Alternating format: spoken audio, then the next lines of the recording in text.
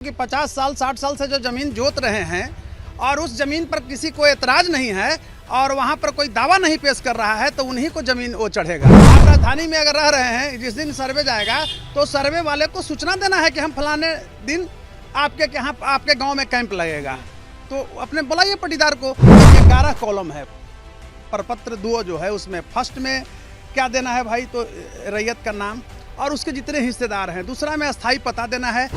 Havoc तैयार किया गया है, उनको डराया जा रहा है और डरा रहा है कौन, बिचौलिया दलाल। देखिए तो पूरे बिहार में भूमि सर्वेक्षण का काम चल रहा है और ऐसे में कई लोग काफ़ी ज़्यादा परेशान हैं और यह मुद्दा जो है काफ़ी ज़्यादा तुल पकड़ा हुआ है। लोगों का यह साफ कहना है कि किन किन कागजातों को हम लेके जाएंगे तब हमारा ज़मीन हमारे नाम पे होगा, या फिर कई सारे कागज़ जो हैं भूले भटके हैं, तो इसको लेकर क्या करेंगे। तमाम अनेक सवालों को लेकर डॉक्टर कौशलेंद्र नारायण पटना हाईकोर्ट के जाने माने अधिवक्ता के पास हम पहुंचे हैं, जुड़ेंगे, बात करेंगे। कौशलेंद्र जी, क्या कहिएगा जिस तरीके से भूमि सर्वेक्षण का काम बिहार में हो रहा है और लगातार इसको लेकर लोग परेशान हैं। देखिए, परेशान होना एक स्वाभाविक प्रक्रिया है, इससे हम डिनाई नहीं कर सकते हैं। लेकिन सर्वप्रथम मैं धन्यवाद देता हूं आपको और आपके चैनल को कि आप किसानों के बीच में हमारी जो लीगल बात है उसको ले जाना चाहते हैं, तो उसके लिए पुनः एक बार मैं शुक्रिया अदा कर रहा हूं। रही बात सर्वे की, तो किसान को परेशान होने की भी ज़रूरत नहीं है। परेशान तो है लेकिन ज़रूरत नहीं, इसलिए कि जितना हैवक तैयार किया गया है उनको डराया जा रहा है और डरा रहा है कौन, बिचौलिया दलाल। अभी मैं आपको बता दे रहा हूँ। देखिए, इसमें हम एक चीज़ किसान को भाइयों को बताना चाहूँगा कि प्रपत्र 2 और प्रपत्र 3 है। प्रपत्र 3 जो है उसमें ये देखिए, वंशावली अधिनियम की धारा 5 के तहत वंशावली इसमें देना है। दूसरी तरफ ये जो है, ये नियम उपनियम जो 1 है उसके तहत प्रपत्र 2 भरना है। इसमें 11 कॉलम है। प्रपत्र 2 जो है उसमें फर्स्ट में क्या देना है भाई, तो रैयत का नाम और उसके जितने हिस्सेदार हैं। दूसरा में अस्थाई पता देना है। हाँ, एक चीज़ ज़रूर है कि उनको आधार कार्ड भी रखना है। तीसरा जो है खाता है। चौथा कॉलम में जो है खेसरा भरना है, रकबा भरना है 5वां में, और उसके बाद 6ठा में जो है जो कॉलम उसमें चौहद्दी भरना है। फिर 7वां में किस्म ज़मीन का देना है कि किस किस्म का ज़मीन है, और 8वां जो है शेष को छोड़कर लगान क्या है इसका, जमाबंदी संख्या देना है आपको, जिसको मोटेशन कहते हैं हम लोग 9वीं एक कॉलम में। 10वां में जो है भूमि पर दावा का अधिकार यथा उत्तराधिकार से मिला है, क्रय है, बंदोबस्त है या किस तरह से मिला है, ये 10वां में आपको भरना है। 11वां में अगर कोई और त्रुटि है, चाहे जो भी है, अभियुक्ति क्या है, अभियुक्ति को दर्शाना है। अब मैं एक चीज़ आपको बताना चाहता हूँ। सर्वप्रथम आप ही लोग न्यूज़ वाले, अन्यथा इसको नहीं लेंगे। इतना किसान को आप लोग डरा दिए हैं अपने अपने चैनल के माध्यम से कि किसान बेचारा बेचैन हो गया है।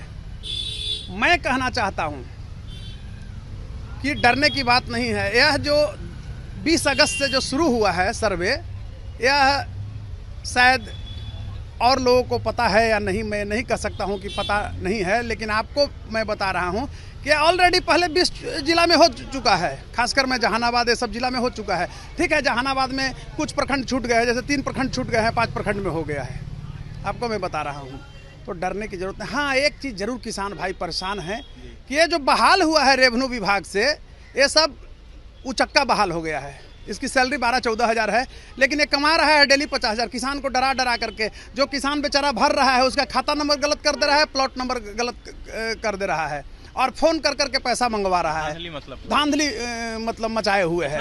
कौशलेंद्र जी, जिस तरीके से कई सारे दस्तावेजों को लेकर सवाल उठते हैं, कई सारा दस्तावेज भूमि सर्वेक्षण में लग रहा है, तो ऐसे में जिनके पास कुछ ही दस्तावेज है, कुछ नहीं है, तो ऐसे में वो लोग क्या करें। जैसे उसका भी तो मापदंड है ना कि आपके पास क्या है क्या नहीं है, तो वो कहीं ना कहीं आपके पास नहीं है, आपके नेबर के पास है, तो उससे भी सपोर्ट इसमें है। और एक चीज़ मैं बता रहा हूँ कि 50 साल 60 साल से जो ज़मीन जोत रहे हैं और उस ज़मीन पर किसी को एतराज़ नहीं है और वहाँ पर कोई दावा नहीं पेश कर रहा है, तो उन्हीं को ज़मीन वो चढ़ेगा।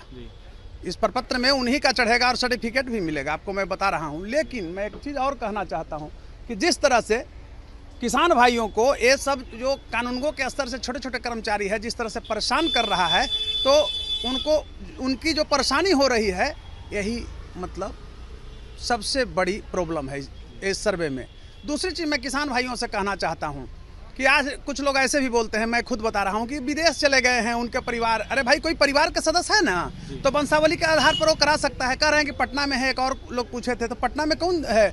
आप राजधानी में अगर रह रहे हैं, जिस दिन सर्वे जाएगा तो सर्वे वाले को सूचना देना है कि हम फलाने दिन आपके यहाँ आपके गाँव में कैंप लगेगा, तो अपने बुलाइए पटीदार को, आपके जो रिलेटिव्स बाहर हैं उनको बुलाइए और सर्वे करवाइए। तीसरी चीज़ मैं आपको बता रहा हूँ, सबसे बड़ी जो त्रुटि है कि इसमें बिचौलिया इतना किसान लोगों को डरा दे रहा है। ऐसा कुछ नहीं है, बोल रहा है जमीन छीन लेगा, ये छीन लेगा, कुछ नहीं है। अब तो आपको फायदा होगा ना भाई कि पूर्वजों से जमीन साथे आ रहा है, उस जमीन को आप पार्टिकुलर बेच नहीं सकते थे। किसी तरह का परेशानी में पड़ गए, बिजनेस करना चाहते हैं, माफियाओं पे भी गाज गिर सकती है एकदम। आज पटना में लीजिए भाई, अर्बनाइजेशन का सबसे बड़ा रूप राजधानी है पटना, एक जमीन को 3-3 आदमी बेच दे रहा है। कौशलेंद्र जी, भूमाफियाओं पर गाज गिरने की बात हो रही है, देखा जाए तो आपने ही बताया कि पैसा मांगा जा रहा है जो कानूनगो हैं उनके द्वारा, तो ऐसे में वो लोग पैसा मांगेंगे तो कैसे भूमाफियाओं पर गाज गिरेगी? देखिए, मैं एक चीज़ बताना चाहता हूँ, किसान उसके लिए ऊपर जा सकते हैं, वो भी केस रजिस्टर्ड करा सकते हैं। BNS और में जो प्रावधान आया है उसके तहत केस रजिस्टर्ड करा दें कि फलाना कर्मचारी ने गलत किया और इतना पैसा मांग रहा हो, थाना में मदद करें, वो लोग सब डर जाएगा। लेकिन वो किसान पैसा भी देना बेचारा मजबूरी में, इसलिए उतना तो तेज वो है नहीं। गांव कहीं बिचौलिया लगा हुआ है, कानूनगो से मिला हुआ है, एक कानूनगो 55 करोड़ रुपया कमाया है इसमें, आपको मैं बता रहा हूँ। दूसरी चीज़ मैं बता रहा हूँ, किसान भाइयों से एक मेरा अनुरोध है, खासकर रैयतों से, जमीन मालिकों से, कि आप जो है इंतजार मत कीजिए। जो चीज़ आप स्थानीय स्तर पर कर लेंगे, गांव में कर लेंगे, अगर वहाँ त्रुटि है तो आप कानूनगो के जो आंचलिक आपका ऑफिस है वहाँ जा सकते हैं। उसके बाद फिर ऊपर आप बंदोबस्त, जिला बंदोबस्त पदाधिकारी के यहाँ जा सकते हैं। आप हाई कोर्ट और सुप्रीम कोर्ट में नहीं आ सकते हैं, बहुत कठिनाई हो जाएगा। आने का राइट है, लेकिन लंबी मुकदमा चलेगी, खर्च भी आपको लगेगा, आपको हर तरह से आर्थिक दोहन होगा, खर्च तो बैठेगा ना भाई। जी, पैतृक बाप दादा का अगर किसी का संपत्ति है और ऐसे में उसके पास कोई कागजात नहीं है, वो लोग भी काफी परेशान है, वो लोग पूछते हैं हम क्या करें, तो उन लोगों को लेकर क्या प्रावधान? वो सब उसमें आ जाएगा। एक और समस्या है, मैं आपको बता रहा हूँ। समस्या है कि जमीन वो आपका है और बदलैन भरवली हो गया था आपके दादाजी से कि ये जमीन हम जोतेंगे, वो आप जोतिएगा, तो अब तो क्लियर होगा ना, वो आपके नाम पर चढ़ेगा। आप अपना प्लॉट पर जाइए, जिनको बदल के दिए हैं वो अपना प्लॉट पर जाएंगे। अब बाद में फिर कम्बिनेशन कोर्ट से कीजिए, जो दावा उस जमीन पर कैसे करेगा? उसके रिकॉर्ड है, सब है, खाता खेसरा नंबर है, ऐसा नहीं है। ये कैसे दावा कर सकता है? तो यह मैं ये नहीं कह सकता हूँ कि no good indication in coming future for farmer. ये माने बेस्ट इंडिकेशन है फार्मर के लिए, किसान के लिए, रैयतों के लिए। मतलब डरने की कोई बात नहीं। हाँ, एक चीज़ मैं कहना चाहूँगा, देखिए ये मामला सिविल का है, लेकिन क्रिमिनल से मामले के आप जानते हैं कि हम अधिकतर केस देखते हैं। तो मैं स्पष्ट रूप से आपको कहना चाहूँगा कि अगर कोई भी बिचौलिया इस तरह से करता है, कोई भी मतलब कर्मचारी इस तरह के भाव रखता है कि आपका एक खत्म करके और पैसा मांगता है, तो आप कंप्लेंट थाना में भी दर्ज करा सकते हैं, क्रिमिनल केस भी उस पर कर सकते हैं, नहीं तो गांव वाले सामूहिक पकड़ के थाना को सुपुर्द कर दीजिए। कौशलेंद्र जी, लगातार जो बिहार के राजस्व एवं भूमि सुधार मंत्री है दिलीप जायसवाल, वो अपना बयान दे रहे हैं। कल हमारा ही सवाल था उनसे कि जिस तरीके से पैसा उगाही का खेल जारी है, राजस्व कर्मचारी जो बहाल किए गए हैं अनेकों जगहों पर, अनेकों जिलों में, वो पैसा मांग रहे हैं भूमि संरक्षण के नाम पर, उन्होंने सीधे इस बात से कहीं ना कहीं नकारते हुए, साफ कहते हुए नजर आए कि ऐसा कुछ नहीं है, अगर भ्रष्टाचार जो है होगा तो फिर बैठने की जरूरत ही नहीं है हमें। ऐसे में वो सवाल उठा रहे, कह रहे हैं कि ऐसा कुछ नहीं है, सब कुछ एकदम सही से हो रहा है। देखिए, व्यक्तिगत मैं दिलीप जी का प्रशंसक रहा हूं, दिलीप जायसवाल जी का। मैं भी कभी छात्र राजनीति से आया हूं। दिलीप जायसवाल जी की ईमानदार छवि रही है, इसमें कहीं कोई दो मत न है। जनरल जो मिनिस्टर्स हैं सरकार में, उससे बहुत बेहतर मतलब एक मिनिस्टर हैं दिलीप जायसवाल जी, ईमानदारी के रूप में। लेकिन दिलीप जायसवाल जी से भी मेरा अनुरोध होगा कि आप जिस स्तर से देख रहे हैं उस स्तर से आपका कर्मचारी नहीं है। इसमें मतलब पैसा ले करके टेम्प्रोरी बेसिस पर सब बहाल है, पता ही नहीं, 14,000 रुपया 12,000 उसको मिलता है और कमा रहा है डेली 50,000। तो इस पर भी आपको कानूनी कार्रवाई करने की ज़रूरत है। और देखिए, मैं बार बार आपको कहता हूँ, आप एक अच्छे पत्रकार हैं अभिषेक जी, तो मैं कहना चाहता हूँ कि बिहार में डायरेक्ट ऑब्जर्वेशन जो सिस्टम होता है यही नहीं है। डायरेक्ट ऑब्जर्वेशन सिस्टम जब तक नहीं लागू होगा तो भ्रष्टाचार नहीं रुकेगी। अभी मैं एक चीज़ और कह रहा हूँ आपको स्पष्ट रूप से, आज हम लोग के लिए सदमा का दिन भी है बिहार में कि RS भट्टी जैसा, राजविंदर सिंह भट्टी जैसा DGP एक कड़क आईपीएस अफसर को वर्तमान सरकार नीतीश की कुशासन की सरकार ने विवश कर दिया भागने के लिए। अभी 1-1.5 साल उनका नौकरी बच गया है। कुछ बेचारे बोले नहीं, क्रिमिनल्स लोग उनके नाम सुनकर के बिहार से भागते थे, लेकिन यह एक जातिवादी सरकार, खासकर मैं नीतीश कुमार को कह रहा हूँ कि एक जाति विशेष के अफसरों से उनको इतना तंग कराया कि वो यहाँ से भागे। यह बहुत बड़ा दुर्भाग्य है और आज काला दिवस है हम बिहारियों के लिए कि एक बेहतर से बेहतर पुलिसिंग करने वाला आईपीएस और बिहार छोड़कर चला गया। यह बहुत बड़ा दुर्भाग्य है। सवाल रहेगा आपसे, लगातार कई सारे लोगों का जो भरा हुआ फॉर्म होता है, जो हो रहा है भूमि सर्वेक्षण, इसको देखते हुए उसको रिजेक्ट कर दिया जाता है सीओ के द्वारा। डीसीएलआर के पास जाना पड़ता है, मामला है वकील के पास जाता है, कोर्ट में चलता है, तो इसको लेकर लोग क्या करें? देखिए, बहुत अच्छा शब्द आपने मेरे सामने रखा एक प्रश्न के रूप में। आपका प्रश्न है, उसका मैं उत्तर इस रूप में दे रहा हूं कि कोई भी सीओ और कोई भी बीडीओ, ये तो पहले से भी करप्ट थे, ऐसा मैं नहीं कर रहा हूं, लेकिन मैं जनरल बोल रहा हूं। एक भी सीओ और बीडीओ ईमानदार नहीं है, एक आप मंदिर में घुस करके कोई कहे।